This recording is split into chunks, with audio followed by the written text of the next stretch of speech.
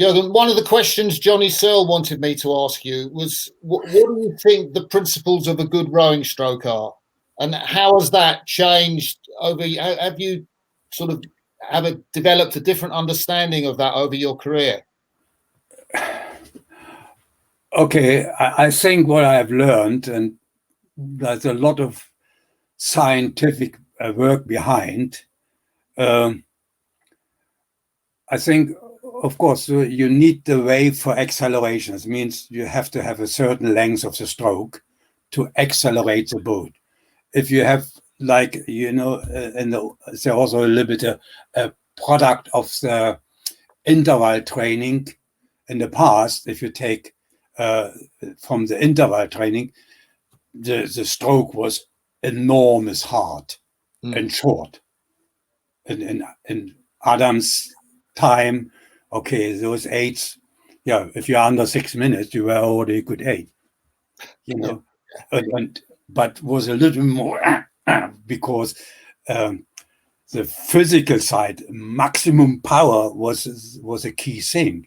But especially Johnny knows for himself, he wouldn't survive in that. So he applied his stroke very efficient. So I would always say, a stroke should have a good length, and now we can measure those lengths.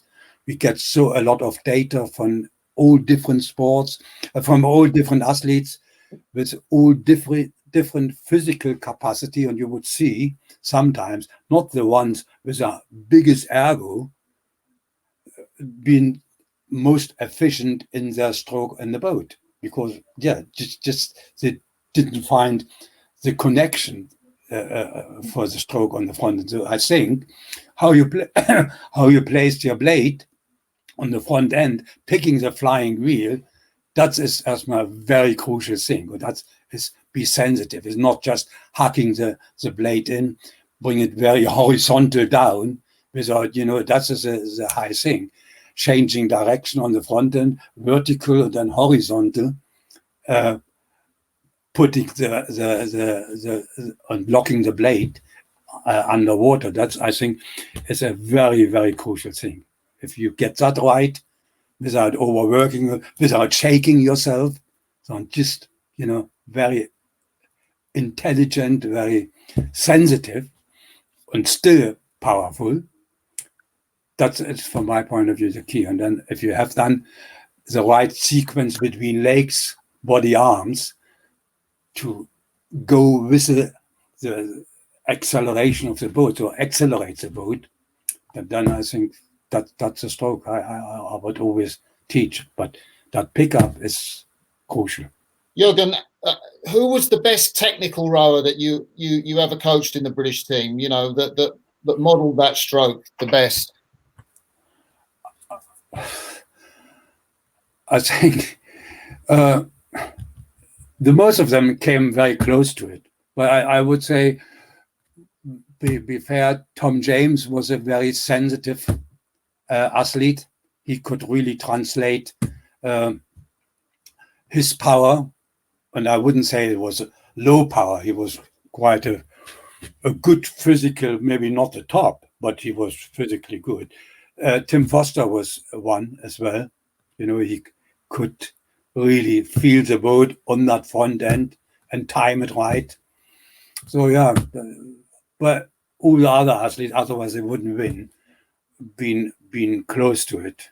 But they've been maybe, and I'm sure, I don't know, we didn't have biomechanics in Johnny's time. But I'm sure he did something, and maybe you as well. Otherwise, you wouldn't be so successful. Of course, Martin. If I see that race, the pairs race in Hasewinkel. Oh, yeah. Against the massive big Pimenovs. Yeah. Or maybe in your four, you see Dr. Richard Budgett. Yes. And it was a good compromise between maybe how you apply the stroke. Jürgen, do you have a formula for an 8? I'm thinking of 2000 meter 2K ergo scores. What ergo score average does an 8 need to have to win the gold medal in the Olympics? I'm sure you have to be under average, under 550. But this, again, it can be compensate. You might have also people with in that 8, they have other skills. I think if I look to the performance side, is always fitness. Okay, fitness is not just ergo.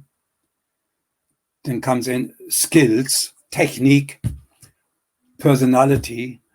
So, but I would say under 550 as an average, and you can still have one or two have maybe 553 or 4 or whatever. Yeah, well, and I've kind of got this image where sometimes the German 8 would sort of put their training camp on Instagram, and they'd be rowing in pairs or they'd be rowing in the 8 during the winter, and your guys would be training on the ergometer in the Sierra Nevada. Why do you put so much stress on the ergometer training?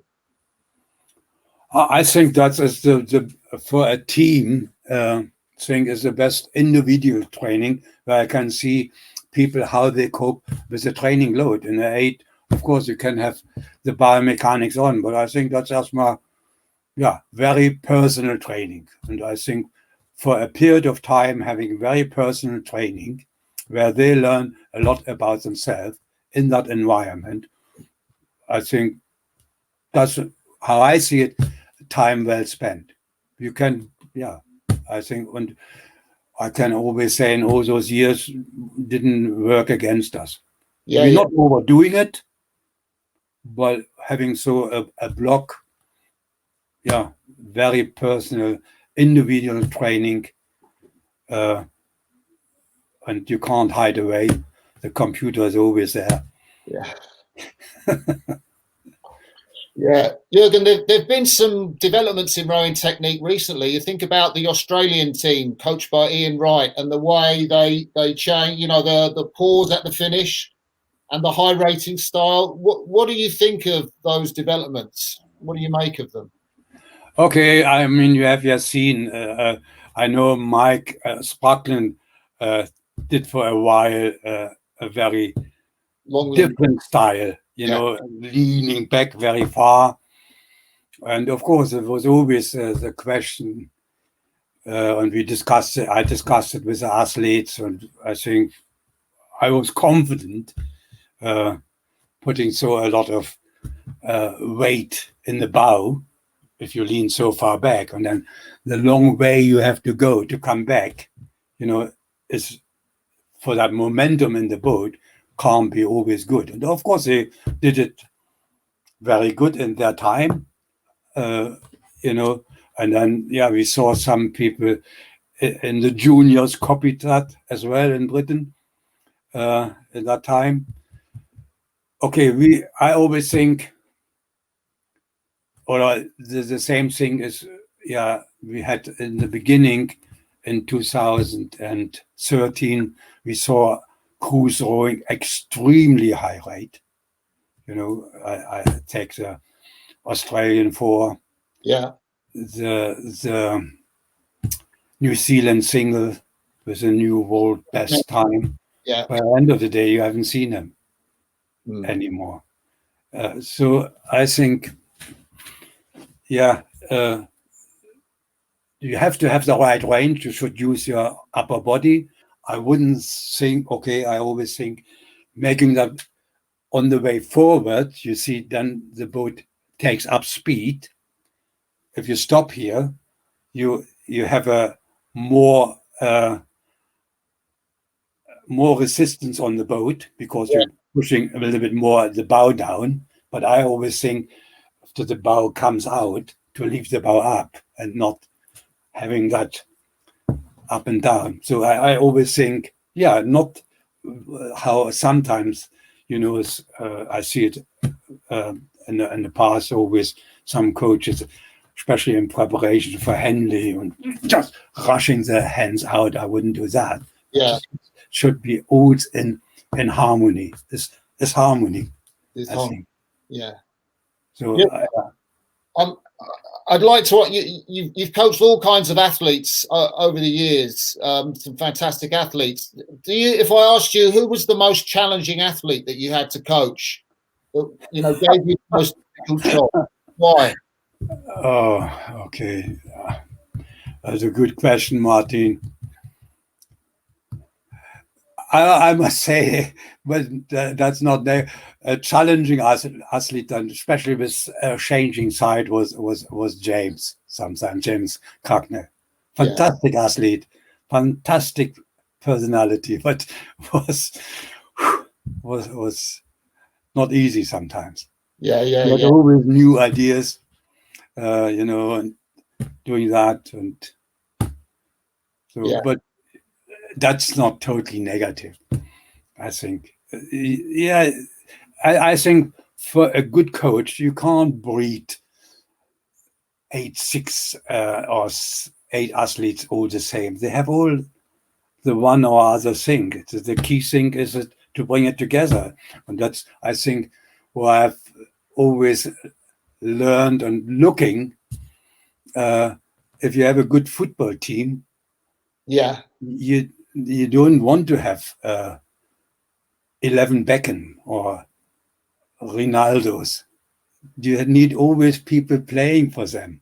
Be good in their place, but make some people a little bit better, looking better for outside because they do the scoring, but you need all the water carrier around them, I would call it. They are very, very important, and they have their strengths, in all different areas.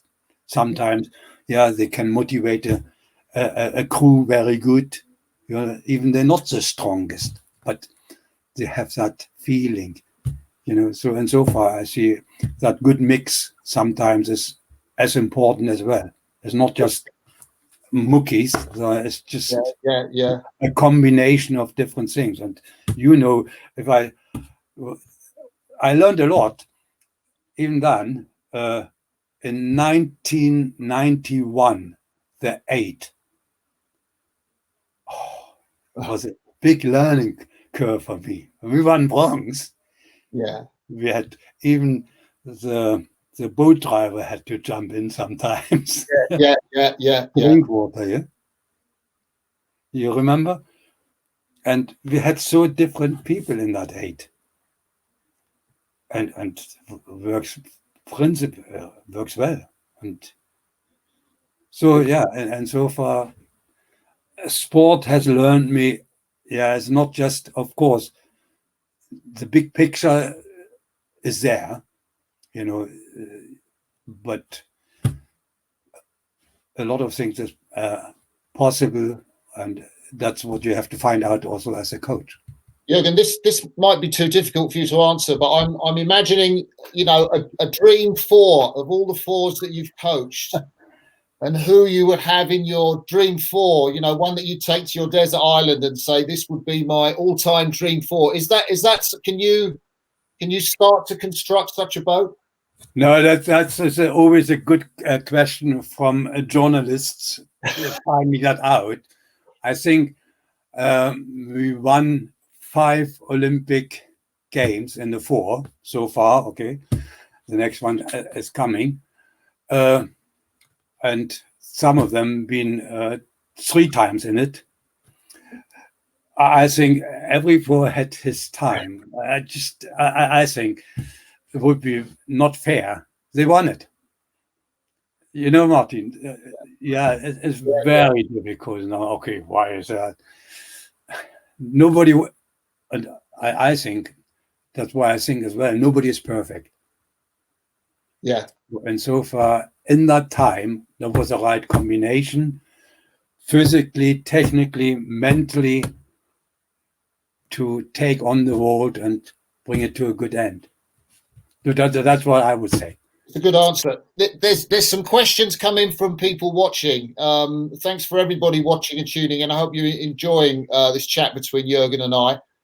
Mostin Field has asked, do you think that Code and Searle in the coxless pair should have won a medal in the 2000 Olympics? Greg and Yeah, Greg and Ed. yes, I still think that. There was also maybe a problem. Okay, first big credit to both of them. Okay, we made it not easy for Greg because he didn't qualify a single. Mm-hmm. Yeah, so to say, Ed lost to Tim from the Coxless 4. So I offered Ed, and I think, to go in the 8. He says, no, I go with Greg in a pair. Yeah. Big thing. The 8 just won a year before silver. We've been on the way up, Yeah. I think, over the years. So he said that I think and we started the regatta well, but maybe as well we've been not sharp enough. Greg was quite euphoric about the whole thing, I must say. Yeah, we've been not sharp enough, not focused enough on always the next step of what we have to do, I think. Yeah. We were thinking, okay, it's already done. So a little bit, as I just said, in 2019, where I was a little bit not sharp enough in between the first race and the last race. Yeah. But okay, that doesn't, again, there's always those questions, doesn't take away the fantastic comeback also from that French pair. Yeah. You know, Yeah. our president, now maybe he's listening now and said, oh, what are you saying? No, they did a fantastic race and raced their games, you know, and they had up and downs in years before, and it was great. Yeah, we've got another question, Jürgen, from Cam Keelty, who knows that you've talked about some of the principles behind your training program, but he'd like you to explain your approach to training physiology. What do you believe have been the most crucial areas for the development of your athletes? I think with strength, our sport is a strength endurance sport. That's how I would put it in a box. Strength and endurance, anyway, is not always easy to train because, you know, if you train endurance, you have more lean muscles. You know, you don't want the mega big profile because that would interfere with the bloodstream, you know. So there is that's bringing that in the right balance between strength and endurance. I think, from my point of view, that's very important. So endurance training, there's no, if you're not doing it, other people will do it. That's why I always say to the athletes, is fundamental, no question, because our race time is still above 5 minutes. Okay, the 8 is coming more and more to sprint now, sprint race, but that's in the category also in comparison to other sports. And then we must always see the enormous physical demand on the body our sport has. Yeah. With the ergometer, this is another question from somebody who's sent it in. With the rowing ergometer, he said he's seen pictures of athletes at Caversham and they draw the handle right up to almost to their throat. And his question is, why do you allow them to do that from something that's so different in the boat? Okay, normally we didn't allow it. I think but you know, it's very difficult sometimes to change. So a habit, I would say, that's not what we're teaching. I think it should be still here, you know, normal high, as you would scull. Yeah. So, you know, on not pulling it over the head. I know we have even some top athletes looking not very good, but I coaches, we always challenging that, but it's a hard thing sometimes to get out. Oh, that's interesting. That's interesting. One of the things, Jürgen, in terms of is how you have worked or not worked with sports psychologists. I get the view that you prefer to work closely with your athletes yourself rather than have the sports psychologist, the athlete, and then you. Is that a correct view, or what's your view of? No, and in principle, I would say, I think, it's not the one-man show. It's not my show. Okay, with 50 years, I have a lot of experience. I've been working in my time. I have a good education, a scientific education. I've worked with a lot of scientists. So I just say as my principle before sometimes comes over, it's just me. We are a team. As a team makes those performance from athletes, and athletes have also the chance to contact all those different people. Of course, for my time, sometimes I'm in discussion with a psychologist. Okay, that's maybe also how they've been educated, asking for more specific question I want to answer to, where I want to help. And okay, that where we have sometimes maybe a conflict. I don't need always goal setting or whatever. This might be for other coach more helpful. So and so far, I'm not principle or not against any scientist and psychology. You see it in all different sports. A good psychologist with the skills you need for your sport is in modern days of training very useful and having on your side. Yeah. Another question about using experts in terms of your endurance work. How much do you like your athletes to be competitive and pushing their UT2 work, maybe up to 2 millimoles, pushing in competitive nature, going harder and harder, so they get better scores on the ergometer? I remember James Cracknell's story that he said once the sports physiologist didn't turn up to Sierra Nevada, and you said to the guys, "Okay, boys, we throw away the heart rate meters now, and we just go for it." Does that sum up? No, okay. You do those things as a coach when the level is really too low, then you would say, okay, you give guys asthma a little bit a score they should achieve, and taking in consideration, knowing with the high altitude, of course, you're not killing athletes in that area. How we measure then the intensity, say with lactate, that is quite the mistake inside the lactate taking is quite big, and especially on the lower end of lactate. If you measure lactate between 1 and 4, Yeah. and if you measure that in the next session, he does the same split time, he's 2 millimole lower in that lower end.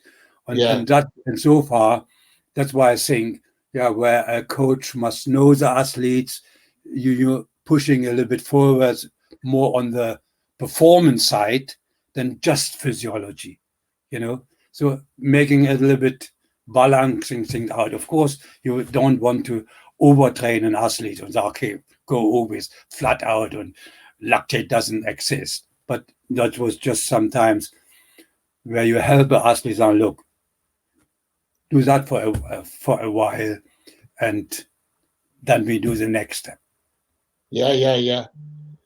Jürgen, thinking of crews, you've been to so many Olympics and World Championships. I'm thinking of crews that you've looked at that you go, wow, that's amazing, or crews that you like to watch.